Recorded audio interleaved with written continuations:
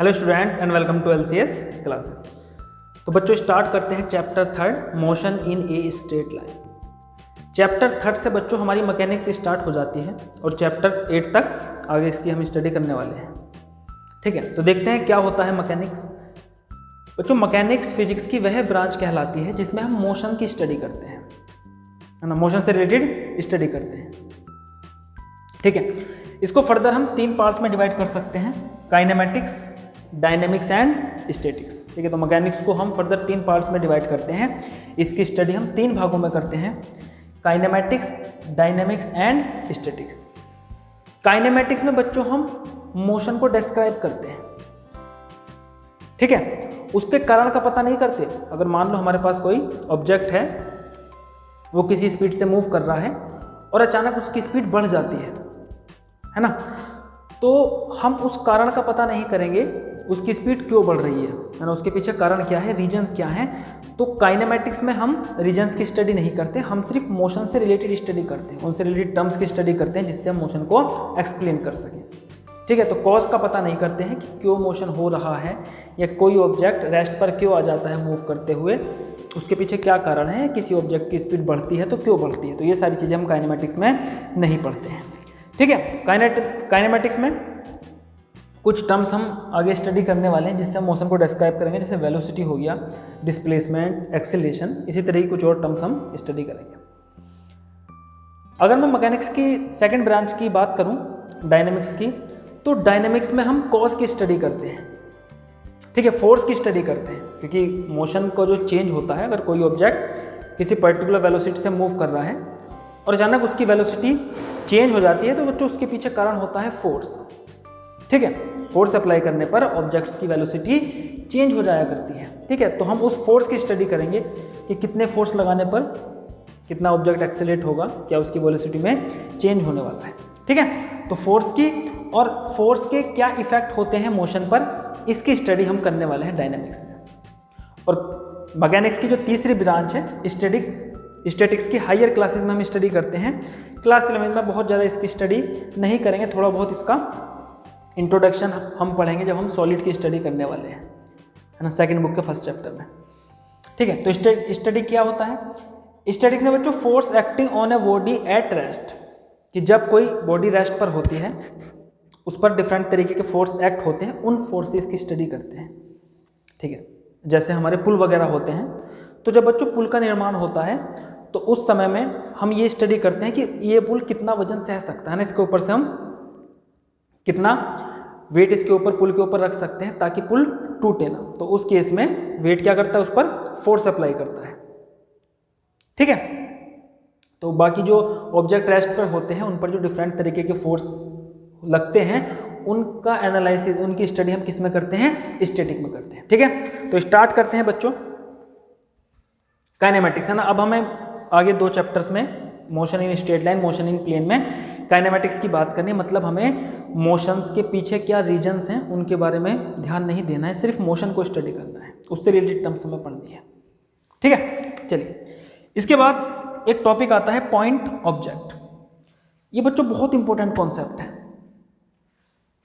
अगर मानो हमारे पास कोई बॉल है, मैंने इस बॉल को आगे की तरफ इस तरीके से आगे इसको मूव कराया, तो जब ये आगे मूव हो सकती थी, हो सकता है ये क्या हो रही है, वाइब्रेट हो रही हो और साथ ही साथ रोटेट भी हो रही हो।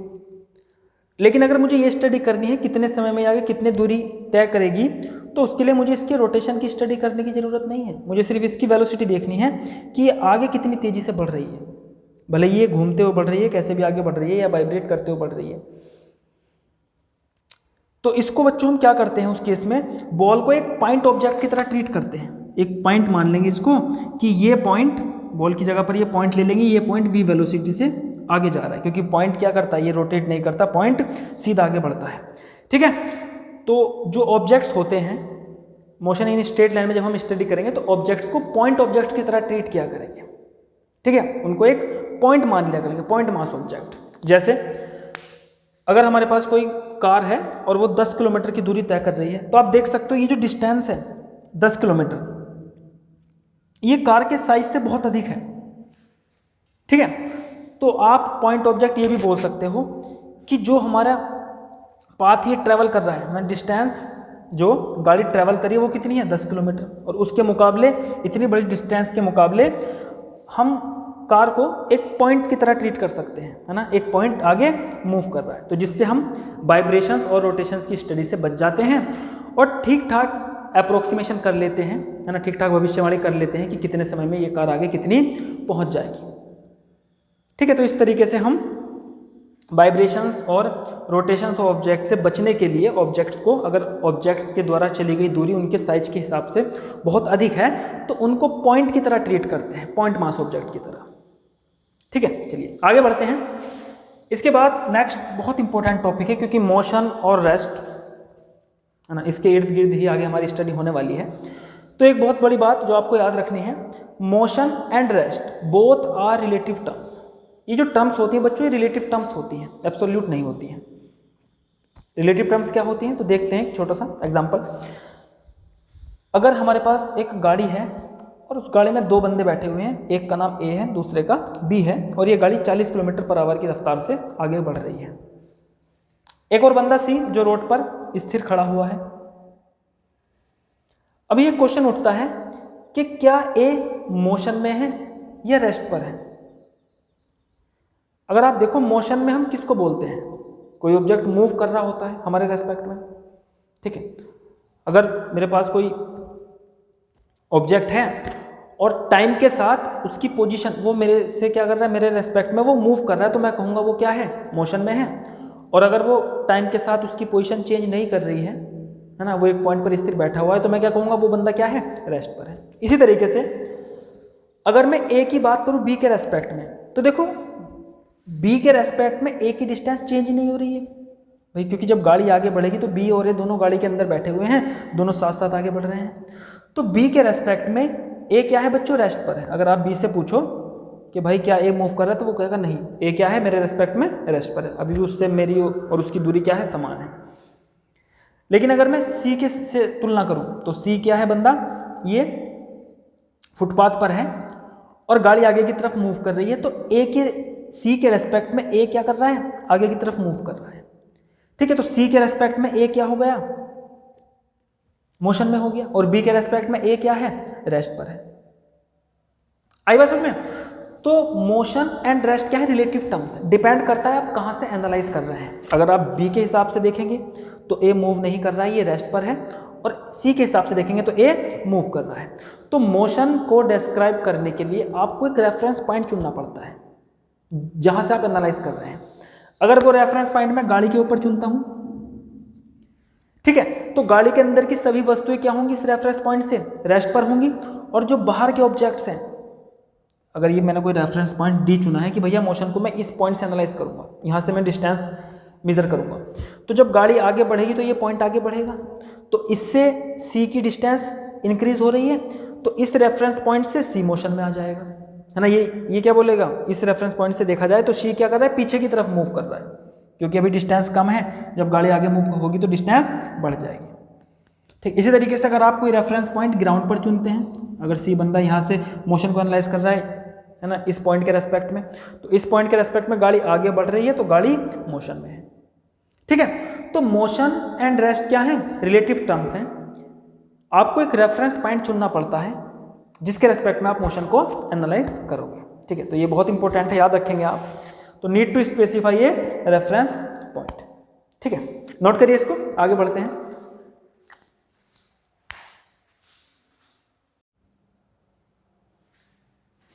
यस, चलिए नेक्स्ट टॉपिक देखते हैं बच्चों, फ्रेम ऑफ रेफरेंस।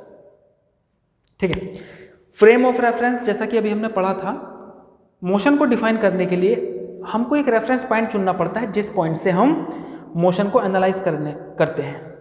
ठीक है, और जनरली जो हम रेफरेंस चुनते हैं उसको क्या बोलते हैं, फ्रेम ऑफ रेफरेंस। और फ्रेम ऑफ रेफरेंस किस तरीके से चुना जाता है कि हम एक 3 परपेंडिकुलर एक्सिस कोऑर्डिनेट सिस्टम चुनते हैं जहां से हम पोजीशंस को लोकेट करते हैं। एक इस तरीके से कि एक एक्सिस एक्स एक्सिस मान लो, वाई एक्सिस मान लो, जेड एक्सिस मान लो। अभी ध्यान से देखो,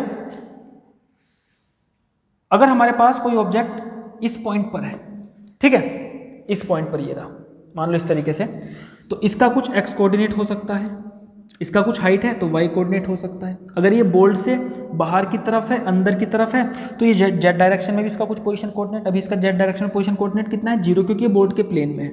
जेड एक्सिस कैसे है, बोल्ड के बाहर की तरफ पॉजिटिव जेड, बोल्ड के अंदर की तरफ नेगेटिव जेड। ठीक है, तो हम एक 3 डायमेंशन कोऑर्डिनेट सिस्टम चुनते हैं जिससे हम किसी स्पेस में किसी पोजीशन को लोकेट कर सकते हैं। जैसे ये पॉइंट यहाँ होता, यहाँ इस तरीके से है ये पॉइंट, इसका कुछ परपेंडिकुलर डबल एक्स कोऑर्डिनेट मिलेगा, वाई कोऑर्डिनेट मिलेगा, और ये अगर बोल्ड से बाहर या अंदर की तरफ होगा तो कोई ना कोई इसका जेड कोऑर्डिनेट भी आपको मिल जाएगा। तो हम पोजीशन को लोकेट कर लेते हैं। किसी दूसरे टाइम में ऑब्जेक्ट ये पॉइंट किसी दूसरी पोजीशन पर पहुंच गया, मान लो ये बोल्ड से बाहर की तरफ आ गया, तो इसका कोई जेड कोऑर्डिनेट भी बन जाएगा।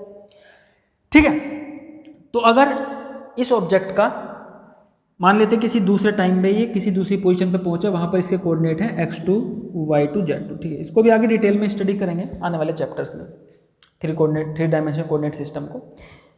अभी समझ लीजिए थोड़ा इसको। तो देखो, अगर ये हमने एक रेफरेंस फ्रेम चुना है, हमने देखा ऑब्जेक्ट का पहला कोऑर्डिनेट क्या था, x1 y1 z1। अगर उसकी पोजीशन शिफ्ट होती है तो कोऑर्डिनेट चेंज हो जाएंगे, कोई दूसरा कोऑर्डिनेट होगा x2 y2 z2।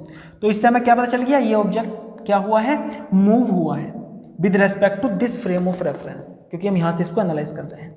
ठीक है, तो स्पेस में पोजीशंस को लोकेट करने के लिए, मोशन को एनालाइज करने के लिए क्या करना पड़ता है भाई, पोजीशंस लोकेट करनी पड़ती है। कोई ऑब्जेक्ट मूव कब होगी, जब उसकी पोजीशन चेंज होगी। तो पोजीशन को लोकेट करने के लिए हम एक 3 डायमेंशन रेफरेंस फ्रेम चुनते हैं। चैप्टर 3 में जो हमारा टॉपिक रहने वाला है वो क्या होगा, हम generally motion in straight line, chapter 3 क्या है, मोशन इन स्ट्रेट लाइन। तो स्ट्रेट लाइन के मोशन की बात करेंगे। स्ट्रेट लाइन का मोशन क्या है कि हम सिर्फ सीधी दिशा में मूव कर सकते हैं, या तो हम आगे बढ़ेंगे या पीछे मूव करेंगे, है ना, टर्न नहीं कर सकते। अगर वो टर्न हो गया तो वो स्ट्रेट लाइन का मोशन नहीं है। तो स्ट्रेट लाइन के मोशन को लोकेट करने के लिए आपको 3 एक्सिस चुनने की जरूरत नहीं है, ये तो स्पेस के लिए चुनते हैं। स्ट्रेट लाइन में अगर मोशन है उसके लिए एक एक्सिस काफ़ी है।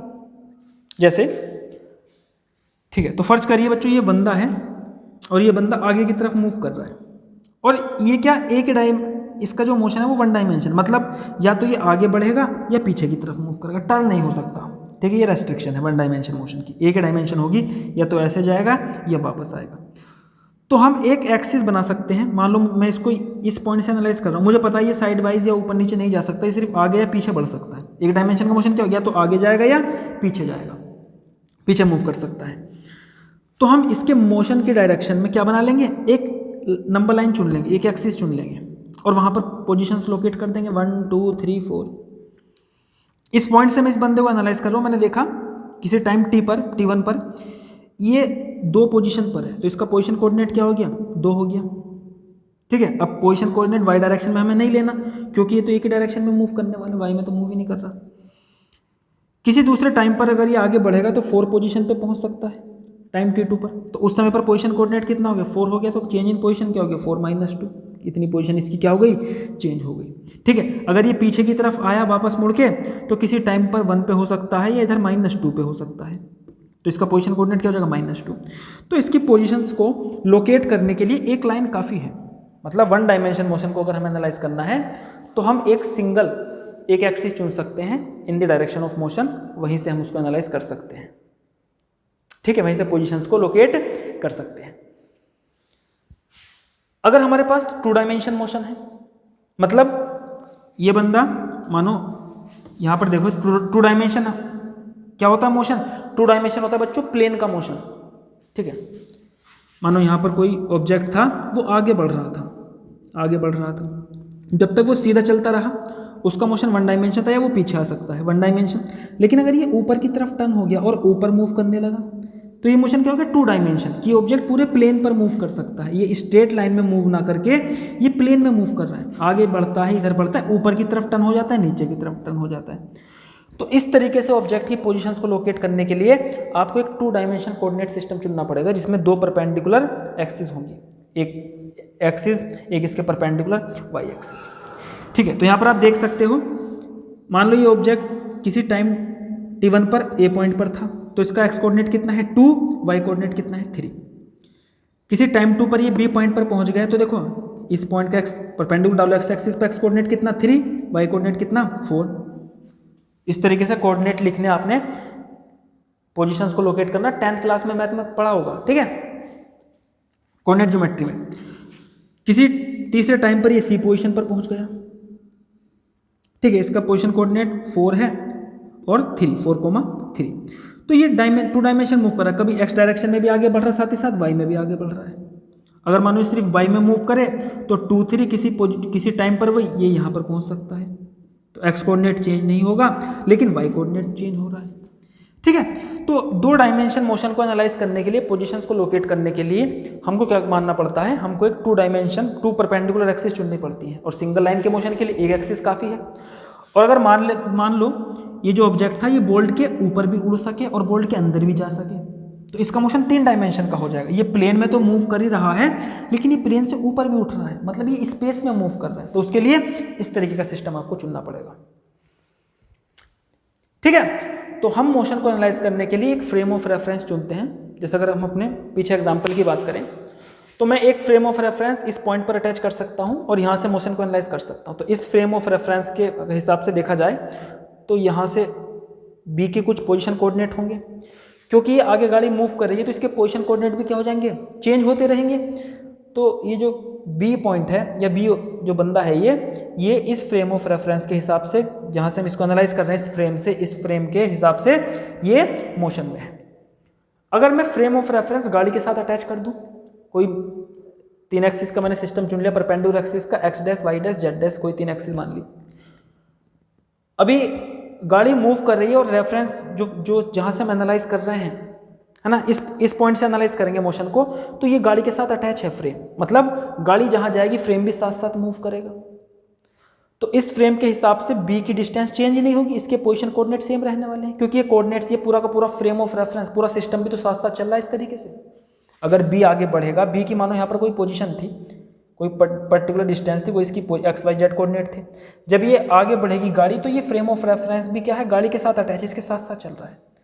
तो इस फ्रेम ऑफ रेफरेंस से अगर आप यहाँ से एनालाइज करोगे इसके हिसाब से, तो वी मोशन में नहीं है जबकि ए मोशन में है, क्योंकि अगर ये आगे बढ़ेगा तो ओरिजिन से, सॉरी सी मोशन में है, ओरिजिन से जो सी की डिस्टेंस है वो चेंज होगी, तो इस फ्रेम ऑफ रेफरेंस के हिसाब से सी इस डायरेक्शन में मूव करता हुआ आपको लगेगा, ठीक है। तो इस तरीके से मोशन को एनालाइज करने के लिए हम किसी रेफरेंस पॉइंट को चुनना बहुत ज़रूरी है, नहीं तो आप मोशन को नहीं पढ़ पाओगे, ठीक है। तो आपको कोई रेफरेंस फ्रेम चुनना पड़ेगा जहां से आप मोशन को एनालाइज करोगे, और उस फ्रेम के हिसाब से हम ये देखेंगे कि कोई ऑब्जेक्ट मोशन में है या वो रेस्ट पर है, ठीक है। चलिए नोट करिए, इसको आगे बढ़ाते हैं टॉपिक।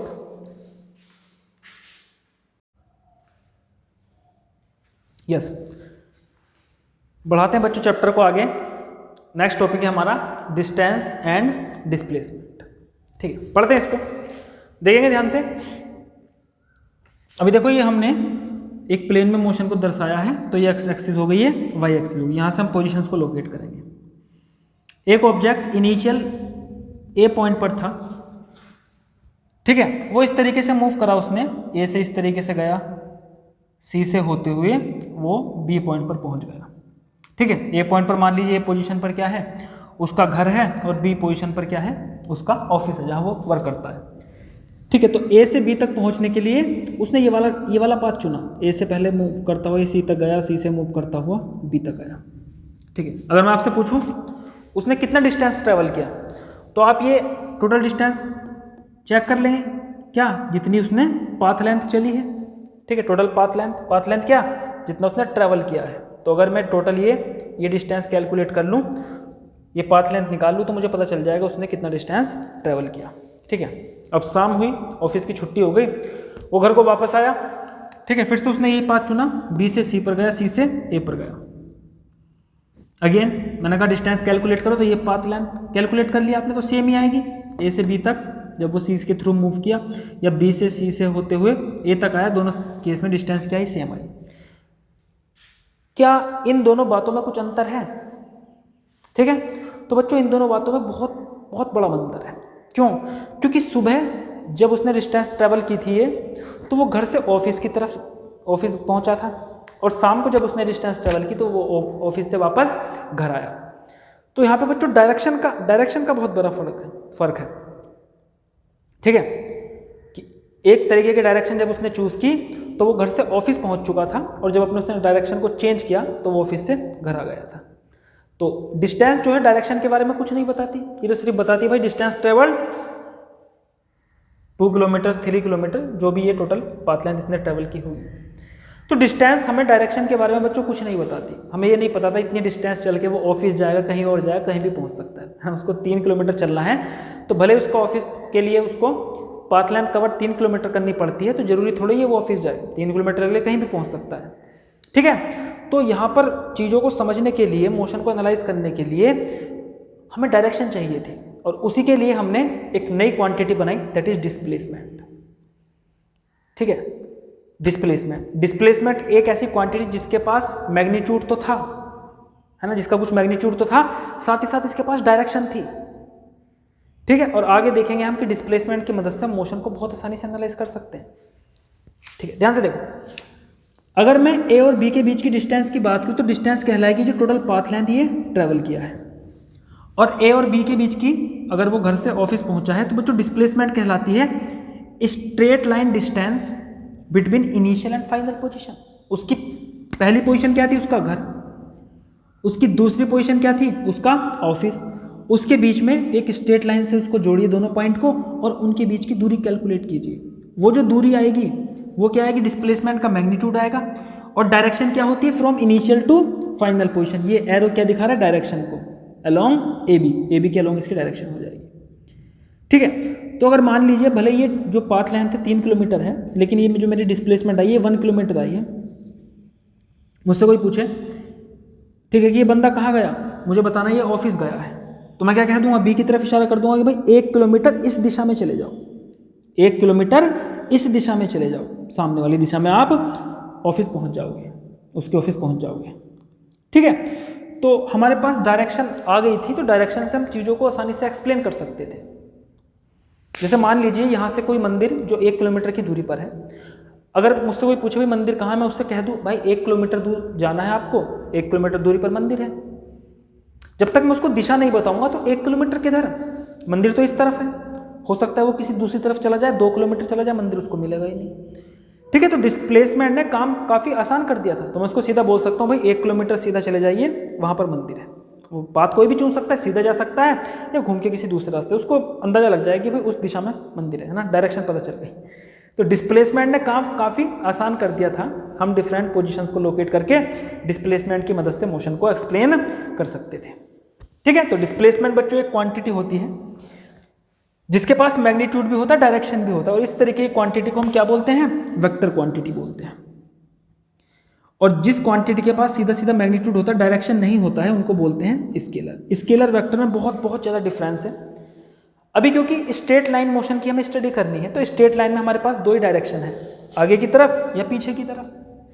अगर कोई देखो स्ट्रेट लाइन मोशन है तो स्ट्रेट लाइन मोशन में या तो कोई चीज़ आगे जा सकती है, कोई पीछे जा सकती है। तो एक तरफ की डायरेक्शन के लिए अगर आप पॉजिटिव ले रहे हो डायरेक्शन को, तो दूसरी डायरेक्शन को क्या चुन सकते हो, निगेटिव। यहाँ पर इस डायरेक्शन में निगेटिव कोऑर्डिनेट्स हैं।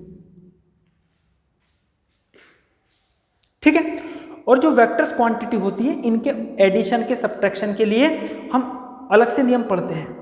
ठीक है, लेकिन वो हम नेक्स्ट चैप्टर में पढ़ेंगे, जहां हम एक प्लेन में मोशन की स्टडी करेंगे। वहां पर वेक्टर की प्रॉपर्टीज पढ़े बिना आपका काम नहीं चलेगा। यहाँ पर चल सकता है, आप एक डायरेक्शन को पॉजिटिव, एक को नेगेटिव मान सकते हो। ठीक है, और आसानी से हम चीज़ों को समझ लेंगे, सॉल्व कर लेंगे, वेलोसिटी को, एक्सेलरेशन को। तो वन स्ट्रेट लाइन मोशन में वेक्टर को बहुत ज़्यादा स्टडी करने की जरूरत नहीं है, बस आपको पता होना चाहिए इसके पास मैग्नीट्यूड और डायरेक्शन दोनों होती हैं, जो वेक्टर्स क्वांटिटी होती है। मतलब अगर कोई वेक्टर क्वांटिटी निकालने को आती है तो आपको उसकी डायरेक्शन भी बतानी पड़ती है। एग्जाम्पल देखते हैं, टॉपिक और क्लियर हो जाएगा। चलिए, तो ये देखिए एक 1 डायमेंशन मोशन है। एक ऑब्जेक्ट ए से बी तक गया, फिर वापस ए से पहले आगे की तरफ बढ़ा बी तक, फिर बी से वापस आया सी तक, सी से फिर आया वो ए तक। अब पहला क्वेश्चन में मुझसे पूछा गया है ए बी सी, कि जब उसने ए से बी तक गया, बी से सी तक पहुंचा, मतलब उसने ए बी सी ये वाला जो टोटल पाथ लाइन ट्रेवल की है, पहले वो ए से बी तक गया, बी से सी तक पहुंचा, तो उस केस में डिस्टेंस कितनी है, डिस्प्लेसमेंट कितनी है। तो अगर मैं डिस्टेंस की बात करूं तो टोटल पाथ लाइन ऐड कर दूंगा भाई, ए से बी तक कितना चला 20 मीटर, 20 प्लस बी से सी तक टोटल जो पाथ ट्रेवल हुआ है, ए से बी तक 20 गया, बी से सी तक 10 मीटर और चला, तो 20 10 कितना हो गया बच्चों, ये 30 मीटर। तो 30 मीटर क्या आ गई, डिस्टेंस आ गई। अगर मैं डिस्प्लेसमेंट की बात करूं तो हमें पाथ लेंथ नहीं देखनी, हमें इनिशियल और फाइनल पोजीशन देखनी है। तो इनिशियल पोजीशन ए है, फाइनल पोजीशन सी है, इनके बीच की डिस्टेंस निकालनी है। स्ट्रेट लाइन डिस्टेंस कितनी है 10 मीटर। और डायरेक्शन क्या है, direction along AC, along AC।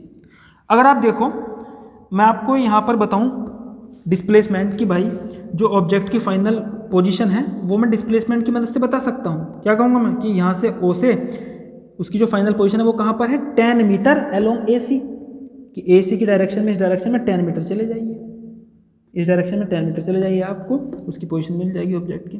तो डिस्प्लेसमेंट की मदद से हम किसी ऑब्जेक्ट की पोजीशन को बता सकते हैं कि वो ऑब्जेक्ट कहाँ पर मौजूद होगा। ठीक है, चलिए इसके बाद सेकंड पार्ट देखते हैं। इस बार ABCD है ना, जो ऑब्जेक्ट है वो A से B तक गया, B से C तक गया, A तक वापस आ गया, ABCE। डिस्टेंस बता दो, देखो डिस्टेंस कितनी, A से B तक 20 मीटर, फिर B से C से तो 10 मीटर 10 मीटर, तो टोटल कितना हो गया 20। A से B तक गया, B से C तक प्लस 10, अगेन C से A तक प्लस 10, तो टोटल ये 40 मीटर ट्रेवल किया। अगर डिस्प्लेसमेंट की बात करूँ तो फाइनल पोजीशन भी A है, इनिशियल पोजीशन भी A है, तो क्या है ये 0 मीटर डिस्प्लेसमेंट। अब डायरेक्शन की जरूरत ही नहीं, वो तो चला ही नहीं है कहीं पर, उसकी डिस्प्लेसमेंट 0 मीटर है ना। वेक्टर की डायरेक्शन कोई भी रख दीजिए, क्योंकि मैग्नीट्यूड 0 आ गया है, मतलब उसने अपनी पोजीशन को चेंज नहीं किया है। इनिशियल फाइनल पोजीशन क्या है, सेम है।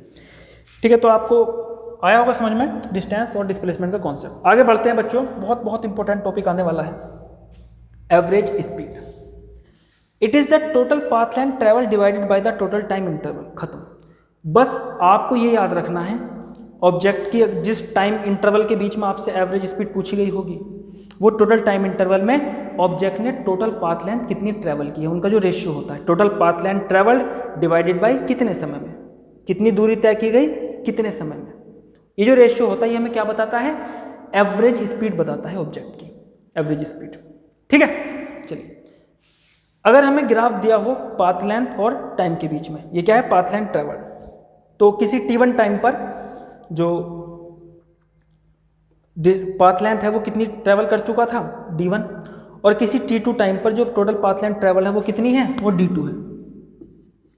ठीक है, और ये आपको हर एक टाइम पर और पाथ लेंथ के बीच में ग्राफ दिया हुआ है, तो आप देख सकते हो ग्राफ कहीं पर नीचे की तरफ है, कहीं पर ऊपर की तरफ उठा हुआ है, मतलब अलग अलग टाइम पर स्पीड अलग अलग है। इसको आगे और डिस्कस करेंगे जब इंस्टेंटेनियस स्पीड का कॉन्सेप्ट पढ़ेंगे। ठीक है, अगर देखो ग्राफ का ढाल नीचे की तरफ है, स्लोप कम है, मतलब इस पॉइंट पर स्पीड कम है, यहाँ पर स्लोप ऊपर की तरफ हो गया, तो स्पीड इस पॉइंट पर बढ़ गई है। तो बीच में किसी पॉइंट पर स्पीड कम भी हो सकती है, किसी पॉइंट पर स्पीड ज़्यादा भी हो सकती है।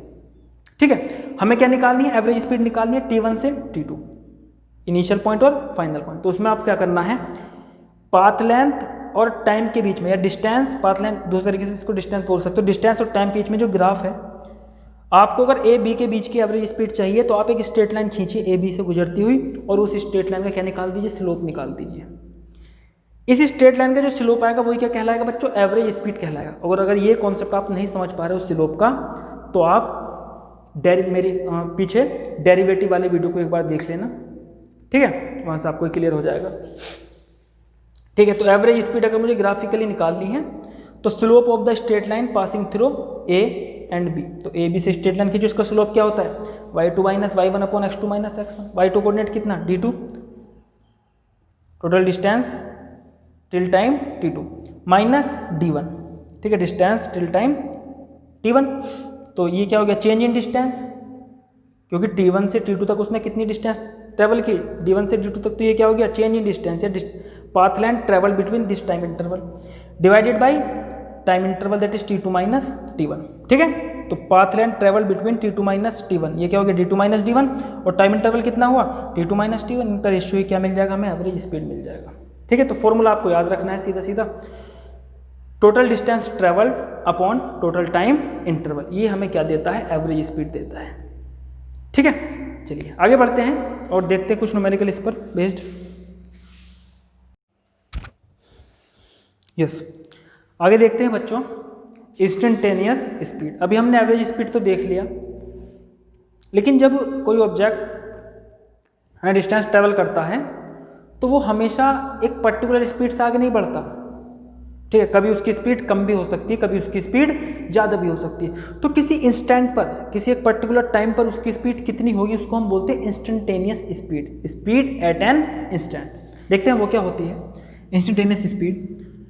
तो instantaneous speed is defined as the average speed over a very small time interval. अगर हम एवरेज स्पीड को बहुत छोटे से टाइम इंटरवल पर कैलकुलेट करें तो वो उस टाइम की क्या कहलाएगी, इंस्टेंटेनियस स्पीड।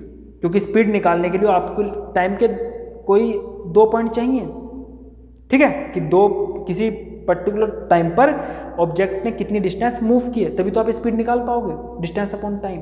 लेकिन टाइम इंटरवल हम बहुत बहुत छोटा चुन लें तो वो उस पर्टिकुलर टाइम की क्या मिल जाएगी, हमें इंस्टेंटेनियस स्पीड मिल जाएगी।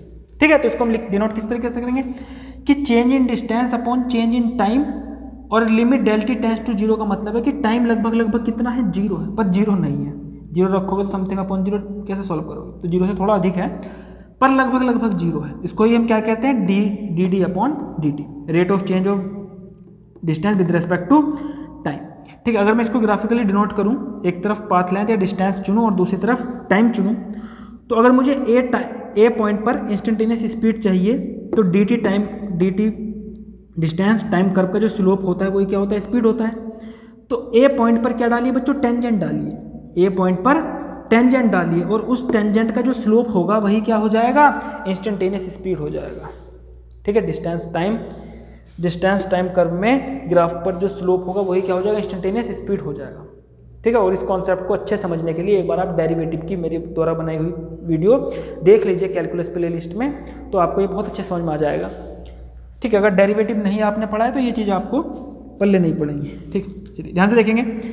तो at point A instantaneous speed क्या हो जाएगा, slope of tangent to curve at point A पर जो टेंजेंट होगी उसका स्लोप ही क्या बनेगा, इंस्टेंटेनियस स्पीड बनेगा।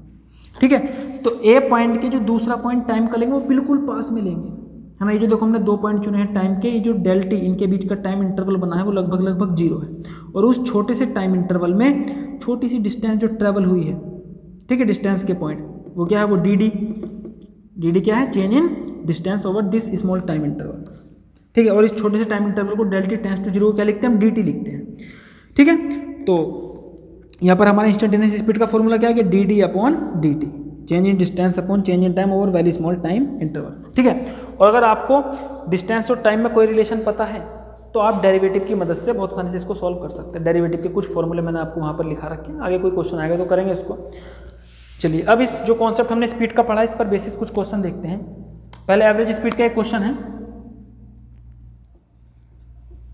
ए car cover first half of the distance at a speed of 40 kilometre per hour. ठीक है, तो मान लेते हैं एक कार ने ये पूरी दूरी ट्रेवल की है ए से बी तक, उसने जो आधी दूरी ट्रेवल की है वो कितनी रफ्तार से ट्रेवल की है, 40 किलोमीटर पर आवर। इसको स्पीड 1 मान लो, आधी दूरी जो ट्रेवल की है। And the second half at a speed of 60 kilometre per hour, और जो बाद की आधी दूरी ट्रेवल की है V2 वो कितने से है, 60 किलोमीटर पर आवर से। ठीक है, हमें निकालनी है बच्चों एवरेज स्पीड। अभी देखो एवरेज स्पीड का जो फॉर्मूला है वो क्या है, total distance divided by total time. ठीक है, तो टोटल डिस्टेंस अपनी तरफ से मान लो, ये आधी डिस्टेंस को d मान लो और बाकी की आधी को भी d मान लेंगे। तो टोटल डिस्टेंस कितनी हो जाएगी, d प्लस d, 2d हो गई, डिवाइडेड बाय टोटल टाइम। अभी टाइम को बच्चों यहाँ पर कंसीडर कर लो, a से c तक पहुँचने में जो समय लगा है t1 है, और c से b तक पहुँचने में जो समय लगा है वो t2 है। तो टोटल टाइम क्या हो जाएगा, t1 प्लस t2। अब t1 t2 की वैल्यू कैलकुलेट कर लेंगे। डिस्टेंस है ये d, टाइम है t1, स्पीड दे रखी है, तो हमने फॉर्मूला पढ़ा है speed equal distance upon time, या time equal to distance upon speed. तो t1 की वैल्यू क्या आ जाएगी, डिस्टेंस कितनी ट्रेवल की t1 से, t1 टाइम में d, स्पीड कितनी थी 40, तो टाइम क्या होगा, distance upon speed. Similarly t2 कितना आ जाएगा, डिस्टेंस कितनी ट्रेवल की d अपॉन स्पीड कितनी थी 60। ठीक है, तो एवरेज स्पीड यहाँ से कैलकुलेट कर लेंगे, कितना हो गया 2d upon t1 plus t2, that is d upon 40 plus d upon 60। ठीक है, 2d नीचे से d कॉमन ले लेंगे, 1 अपॉन 40 प्लस 1 अपॉन 60, d से d खत्म कर लो। ठीक है, तो 2 अपॉन यहाँ पर ठीक है, कर लो इसको सॉल्व, मल्टीप्लाई कर लो इनकी 40 इंटू 60, एलसीएम लेंगे ना, सॉल्व कर लो, 60 इधर पहुँच जाएगा, 40 इधर पहुँच जाएगा, 60 प्लस 40, तो 60 इंटू 40 ऊपर पहुँच जाएगा। ठीक है, 2 इंटू 60 इंटू 40 अपॉन 60 प्लस 40 कितना 100, 2 जीरो से 2 जीरो खत्म, 6 चौक 24 दूनी 48, 48 kilometre per our average speed. ठीक है, तो कभी उसने गाड़ी धीमे चलाई तो कभी तेज चलाई, एज एन एवरेज आप समझ सकते हो वो कितनी रफ्तार से चला है, 48। अगर वो 48 की रफ्तार से चलेगा तो सेम टाइम में पहुंच जाएगा, कंटिन्यूस 48 से चलता रहे, तो ये एक एवरेज स्पीड आ गई। ठीक है, कभी वो कम भी चला हो, कभी ज़्यादा भी चला होगा, तो एवरेज वो 48 की स्पीड से चला है। याद रखेंगे एवरेज स्पीड को सॉल्व करने के लिए एक फॉर्मूला ये आपको यूज़ करना है, total distance upon total time. अभी देखो जो डिस्टेंस और टाइम है ये मैंने अपनी तरफ से वेरिएबल कंसीडर किए थे, तो फाइनल आंसर में ये वेरिएबल नहीं होने चाहिए। ठीक है, तो ऊपर देखो मैंने टोटल डिस्टेंस को डी में लिखा है, तो टाइम को भी आप किस में कन्वर्ट करिए, टाइम को भी डी की फॉर्म में कन्वर्ट करिए, ताकि डी से डी क्या हो जाएगा, कट जाएगा। तो यहाँ पर हमने टाइम को डी की फॉर्म में कन्वर्ट किया, डी से डी खत्म और हमारा आंसर आ गया। ठीक है, आगे करते हैं और क्वेश्चन की प्रैक्टिस, नोट करिए इसको।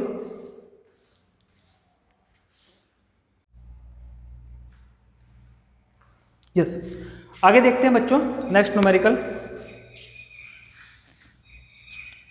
ठीक है, देखिए इसको मेरे साथ, a body cover 1/3 of the distance with speed 4 metre per second. ठीक है, तो एक ऑब्जेक्ट है, एक बॉडी है, ये मान लीजिए टोटल डिस्टेंस उसको कवर करनी है। अगर मैं इसके 3 हिस्से करूं, 3 हिस्से करूं, तो उसने 1/3 अपनी टोटल डिस्टेंस का जो तीसरा हिस्सा है वो कैसे कवर किया है बच्चों, 4 मीटर पर सेकंड की स्पीड से। ठीक है, तो देखो ये टोटल डिस्टेंस को 3D मान लो, टोटल डिस्टेंस कितनी मान ली हमने, 3D, तो 3D का तीसरा हिस्सा क्या हो जाएगा, D, 3D डिवाइड बाई 3 कर लो।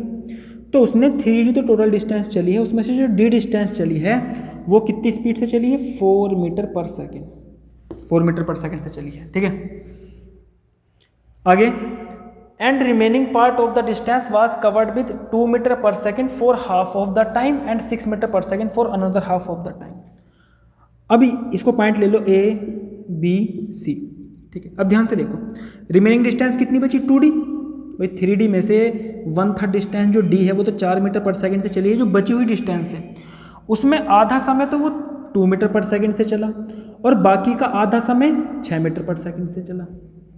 ठीक है, तो क्योंकि सेम स्पीड से क्योंकि सेम टाइम के लिए अगर वो कम स्पीड से चलेगा तो कम डिस्टेंस ट्रेवल करेगा, तो मान लेते हैं 2 मीटर पर सेकंड से उसने यहाँ तक की डिस्टेंस ट्रेवल की, बाकी बची हुई डिस्टेंस कितने स्पीड से ट्रेवल की, 6 मीटर पर सेकंड, और टाइम सेम लिया। मतलब ये पॉइंट कोई डी, ये कितना हो गया, A, B, C, D distance ले रखी है, पॉइंट E मान लो। तो C से E तक की जो दूरी है, ये जो डिस्टेंस है, ये जो उसने ट्रेवल की है बच्चों, इसमें समय लगा है T, और ये जो किस स्पीड से चली है, 2 मीटर पर सेकंड से, और बाकी की जो आधा देखो T टाइम तो ये 2 मीटर पर सेकंड से चला, और उतने ही समय किससे चला, ये 6 मीटर पर सेकंड से, तो आगे के T टाइम किससे चला, 6 मीटर पर सेकंड। ध्यान से देखो, was and remaining portion of the distance was covered with 2 metre per second for half of the time.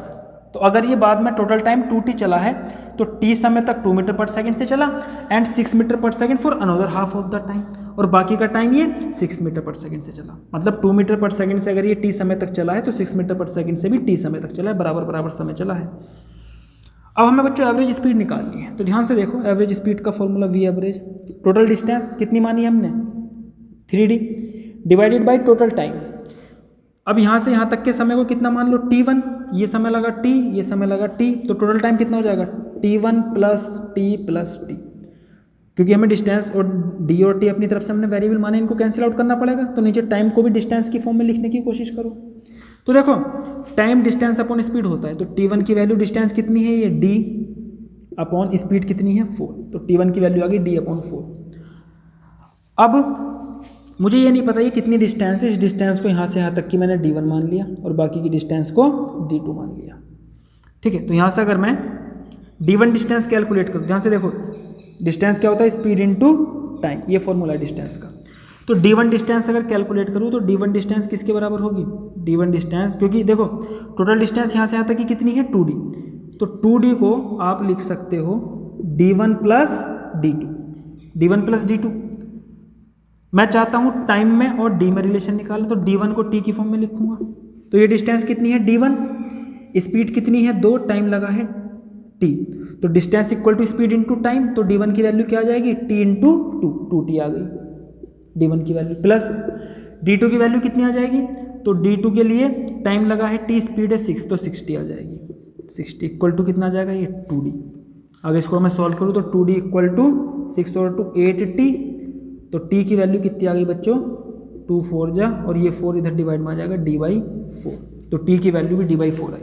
तो एवरेज वेलोसिटी कितनी आई 3d अपॉन t1 कितना है d/4 प्लस t2, ये क्या है t कितना है d/4 प्लस अगेन t ही है, बराबर बराबर टाइम था ये भी d/4, तो नीचे ये ऊपर हो गया 3d अपॉन d/4 तीनों को ऐड करो 3d/4, 3d से 3d खत्म 4 ऊपर आ जाएगा, तो 4 मीटर पर सेकेंड, ये आ गई average speed for the whole path, कि कभी कम चला है कभी ज़्यादा चला है, अगर उसकी मैं एवरेज स्पीड निकालूँ कि एट एन एवरेज कितनी स्पीड से चला है तो वो 4 मीटर पर सेकेंड आ जाएगी।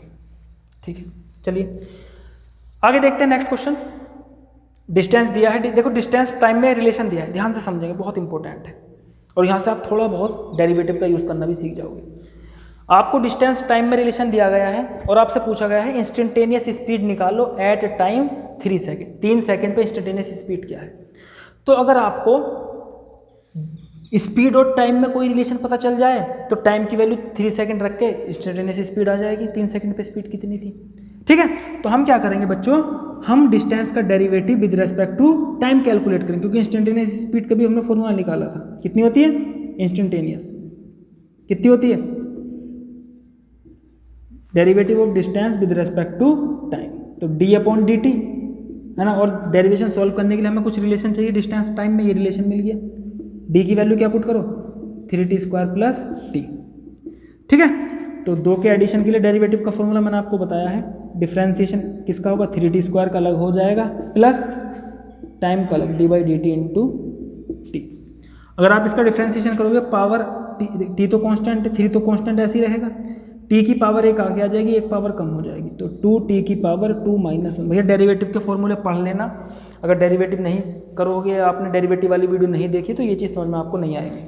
ठीक है, प्लस dt/dt ये 1 हो जाएगा, क्यों, देखो t की पावर यहाँ 1 है, पावर आगे आ जाएगी और 1 पावर कम हो जाती है 1 - 1, t की पावर n वाला फॉर्मूला डेरिवेटिव के लिए, तो t की पावर 0, किसी की पावर 0 कितना हो जाता है 1, ये कितना हो जाएगा 3 × 2 = 6t इंस्टेंटेनियस। ठीक है, तो डिस्टेंस और टाइम में रिलेशन क्या था कि distance equal to 3t² plus t, और डिस्टेंस और टाइम का रिलेशन को अगर मुझे स्पीड में और टाइम में रिलेशन निकालना है तो उसका डेरिवेटिव कैलकुलेट कर लो d/dt। डेरिवेटिव निकालने पर क्या आ गया वेलोसिटी और स्पीड में, इंस्टेंटेनियस स्पीड में और टाइम में रिलेशन क्या आ गया स्पीड इक्वल टू 6 × टाइम। अगर आपको स्पीड चाहिए at time equal to 3 second, तो टाइम की जगह पर 3 रख लीजिए, तो स्पीड 6 × 3, 6 3 जा 18, डिस्टेंस मीटर में है, टाइम सेकंड में है, metre per second, 18 metre per second. अगर 4 सेकंड पे स्पीड चाहिए तो t की जगह पर 4 रख लीजिए, 1 सेकंड पे स्पीड चाहिए t की जगह पर 1 रख लीजिए। ठीक है, हमारे पास रिलेशन मिल गया स्पीड में और टाइम के बीच में। तो डिस्टेंस टाइम के रिलेशन को अगर मुझे स्पीड टाइम के रिलेशन में बदलना है तो उसका डिफ्रेंसिएशन करना पड़ेगा विद रिस्पेक्ट टू टाइम। ठीक है, तो आज की वीडियो में बच्चों इतना ही, और अगर आपको ये कॉन्सेप्ट समझ में आया हो तो हमारी वीडियो को लाइक कीजिए, शेयर कीजिए, हमारे चैनल को सब्सक्राइब कीजिए। धन्यवाद।